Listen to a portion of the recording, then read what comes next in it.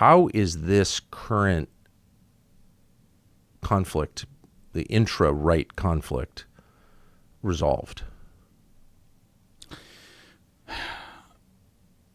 I don't know. If I knew how to do it, I would do it. Mm-hmm. If I knew how to solve it, if I knew how to bridge the divide and get everyone on the same side again, I would do it. I've tried in my own way. I know. I have not been successful. I have tried. You're like the last person with a foot in each world. It's interesting. And I value that. Like this is, for me, this is what people have to understand. I try not to take it personally, the insults. I mean, when you're in this world, you get insulted all the time, and you have do? You have to have thick skin. There are certain attacks against me that I should not admit this, but I will, that do bother me. Like they do. Like what? Okay, you opened it. You opened the door. So charges of when people say things that just aren't true, like, and it happens all the time, and it's the one thing I should be the most used to, I guess. Yeah. And I am. But it just pisses me off. Really? Like it does, because I'm the opposite. It's only the true attacks that upset me. I don't know. Yeah, it shouldn't. But when people I see someone make a claim, especially if it's someone, it doesn't have to be, but especially if it's someone who I kind of know, and even if it's not. But saying something that's like it's not true, you're ascribing motives to me that it's just the exact opposite of what is actually true. And you're not even asking me. You're not reaching out. You're not giving me a chance to speak for myself. Who did that to you? And I here's the thing. I talked about loyalty before. Yeah. I'm so devoted to it that I have people I consider friends who have been attacking me publicly, and I still don't want to attack them Welcome back. to my world. I still don't want to. Do you feel like there's a connection between the degree to which you've helped someone and the vehemence of the attack? I've noticed that in my life. I'm not whining, and I agree with you. I hate whining. Oh, I'm being attacked. I'm being threatened. Someone shot at my house. Like, I'm never going to say that. Okay. Though it's true. But I have noticed that a lot of people I've helped are like on the front lines of attacking me or calling me names they know aren't true. Nazi. And I feel like there's a connection. It's not random. It's like if you've helped someone, maybe they resent you for it. I don't down. Know. Yeah, there might be some of that. I mean, there's a lot of things. First of all, everybody's very emotional. Like, and I try to keep that in mind too. People, I try not to do the thing that pisses me off so much people do to me, which is ascribing motives and saying, well, you're really doing this because of this. And I think sometimes people do. A lot of people do have ulterior motives, clearly, and people are scheming and they're playing games. And also, by the way, we live in a space like this is a business, and people do this for a living.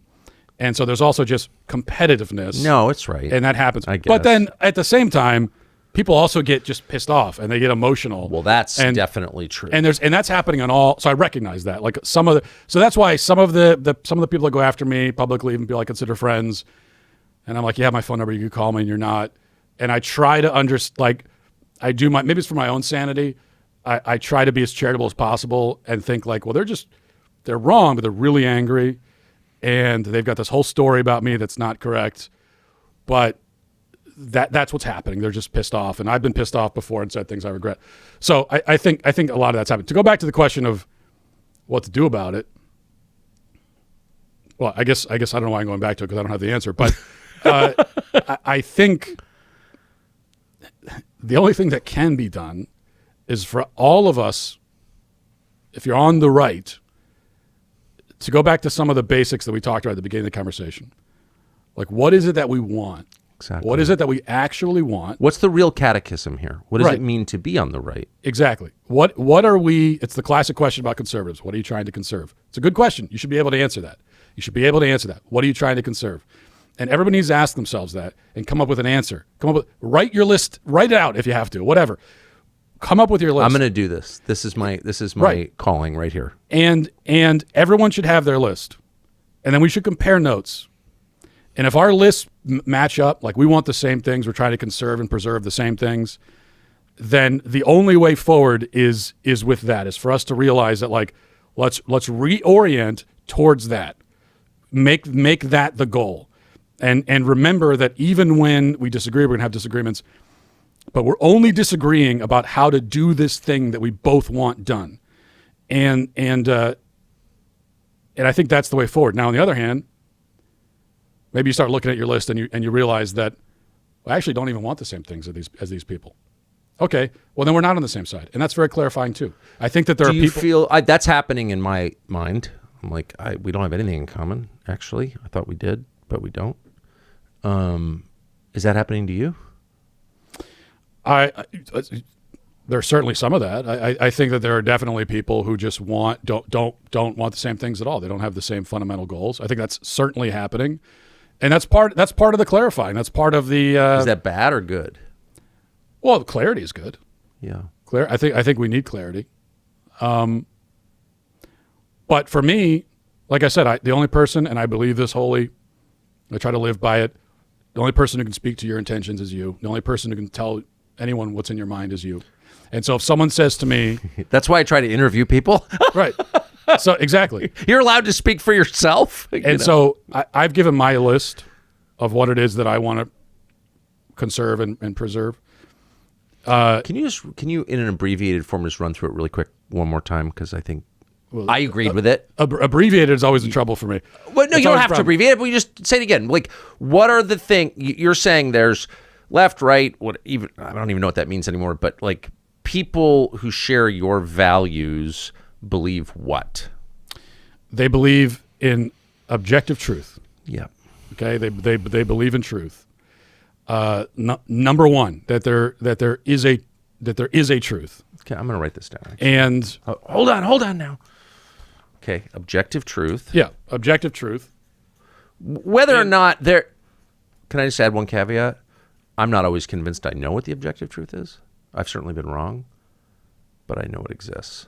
Right, exactly, and that's exactly the point. We can disagree about what the truth is. We're going to have those disagreements. Right. But we have to be able to agree that there is a truth. Right. To begin with. Exactly. And when you're talking to someone who's a moral relativist, they're on the left, you can't even agree on that. So there's no conversation to be had. We cannot even have a conversation. That's the problem. That's our problem in our culture. And even above the truth, the reason why there's an objective truth is that there is God, that there is a God, there is God. And he has designed the universe and everything and everybody in it. And that's the source, that's the wellspring of truth. You know, that's why there is a truth, because God designed it a certain way. And so it is. Like that's the fundamental bare bones truth is that God has designed it this way, that this is God's universe, and that is the truth. So I think that's number one. Yeah, that's number one. And then what I do we try? Probably everything flows from that, right? Everything flows from that. What are we trying? But in America, as American conservatives, what are we trying to conserve? We're trying to conserve American identity, our national identity. We're trying to conserve the institution of the family,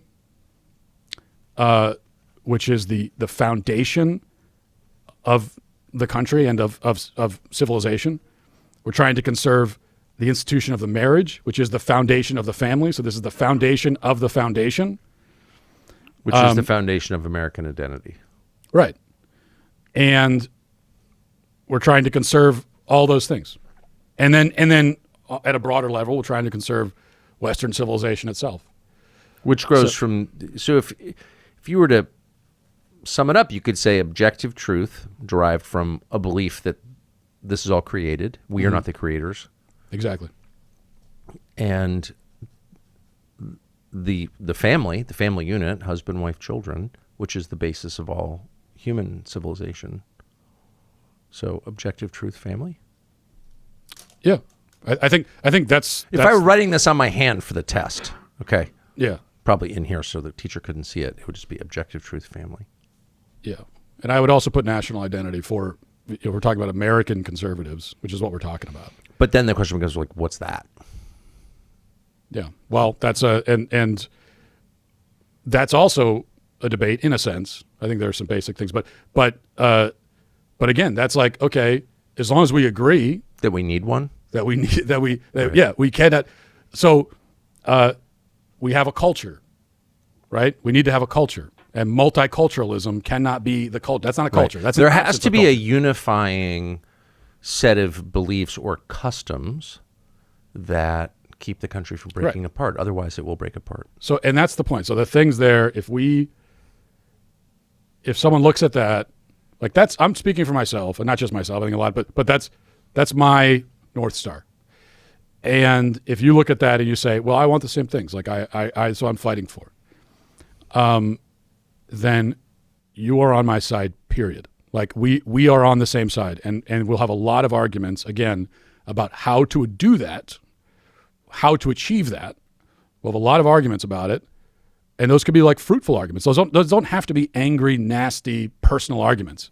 They could just be discussions, as adults, and we'll do that. But we're on the same side. However, if you look at that and you say, I don't believe in any of that. Like I don't believe in God. I don't like truth. We all have our own truth. The family, I think the family is like, marriage doesn't matter. We don't need the family. And a lot of people feel that way. So fine, you're allowed to feel that way. We're not on the same side at all. No matter what else you believe. And then I might agree with you on, then you might go on and from there and say, yeah, but I really think that gun rights are important. And I think we need to restrict immigration, and I want to abolish the income tax or whatever. I'd agree with you on those points, but we're not fundamentally on the same side. It's so smart. I don't want to blow anyone's mind, but I travel a lot, talk to people for a living. You would be amazed by the people I know who agree with you vehemently and sincerely on those 2 points, and they're not all on the right at all, which is kind of interesting. Great news for taste buds. Bad news you tend to get kind of fat around the holidays. Not that I would know. So you're going to have all kinds of food right in front of you, and most of it's going to be tempting. You're going to be snacking all day long, and you probably will be. So why not eat something that's not terrible for you? A chip, yes, masa chips. Unlike your typical bag of chips, which are nothing more than chemical cocktails, masa is made with just 3 ingredients: organic corn, sea salt, and 100% grass-fed beef tallow. That's it. Nothing weird, no seed oils, nothing you can't pronounce, just actual food. So you're probably thinking to yourself, but a snack that healthy probably tastes like garbage. Actually, no, somehow. With 3 ingredients, they made masa chips legit delicious. The lime flavor, which my producer is literally eating right now, is amazing. Plus, there's Vandy Crisps, the most delicious 3-ingredient potato chips you've ever had. You can't go wrong with either one. To give these a try, Masa or Vandy, use the code TUCKER for 25% off your first order at masachips.com or vandychips.com. Just click the link in the video description or scan the QR code on the screen, making it easy. And if you don't feel like dealing with the online stuff, both Masa and Vandy are available nationwide at your local Sprouts supermarket. Pick up a bag before they're gone. They will be. Thanks for watching our YouTube channel. We hope you'll subscribe to it. And by the way, you can hit the little bell on there and get notifications every time we produce a video. We hope you'll do that also.